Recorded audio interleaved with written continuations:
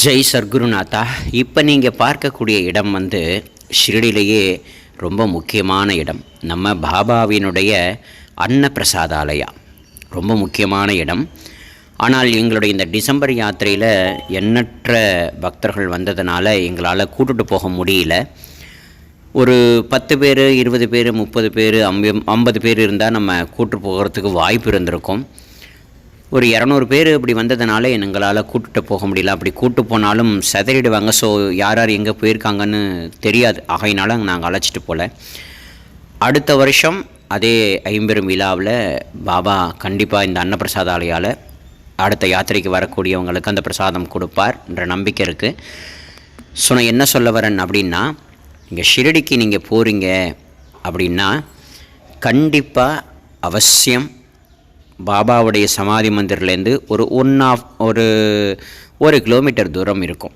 So அந்த 1 kilometre தூரத்தில் இருக்கக்கூடிய இந்த அன்னப்பிரசாதாலயாவில் காலையில் ஒரு 9 மணி அல்லது 10 மணிக்கு ஆரம்பித்து இரவு 10 மணி வரைக்கும் தொடர்ந்து இந்த அன்னதானம் சீரும் சிறப்புமாக சுவாமியுடைய அனுகிரகத்தினால அன்னை ராதாகிருஷ்ணமாயி இந்த அன்னதானத்தில் ரொம்ப பிரியம் அம்மாவுக்கு. ஏன்னா ஷிரடியில் இருக்கும் பொழுது அன்னையினுடைய இடத்துல அணையாத அடுப்பு. ஸோ அந்தளவு அன்னபூர்ணியாகவே இருந்தால். ஸோ நீங்கள் ஷிரடிக்கு போகிறீங்க அப்படின்னா கண்டிப்பாக இந்த பிரசாதாலயாவுக்கு நீங்கள் அவசியம் போகணும். ஒரு பருக்கையாவது நீங்கள் அள்ளி சாப்பிடணுங்கிறத அடியேன் வேண்டி கேட்டுக்கிறேன். நீங்கள் சமாதி மந்திர் போனீங்கன்னா அந்த குருஸ்தானுக்கு ஆப்போசிட்டில் இதுக்கான பில் கொடுப்பாங்க. அதாவது பிரசாதம் சாப்பிட போகிறீங்கன்னா அதுக்கான ஒரு அழகான ஒரு சீட் கொடுப்பாங்க. ஸோ அதுதான் உங்களுடைய டோக்கன். ஸோ அந்த டோக்கனை வாங்கிட்டு நீங்கள் வந்தீங்கன்னா ஃப்ரீயாக வாங்கிக்கலாம். இந்த இடத்துக்கு நீங்கள் வாங்கினீங்கன்னா கொஞ்சம் பணம் கொடுத்து தான் சாப்பிட்ற மாதிரி இருக்கும் சூழ்நிலை. சரிங்களா? முன்னாடி நாங்கள் போகும்பொழுது 5 ரூபா இருந்தது, இப்போ 50 ரூபான்ற மாதிரி கேள்விப்பட்டேன். அது என்னங்கிறது எனக்கு சரியாக தெரியல.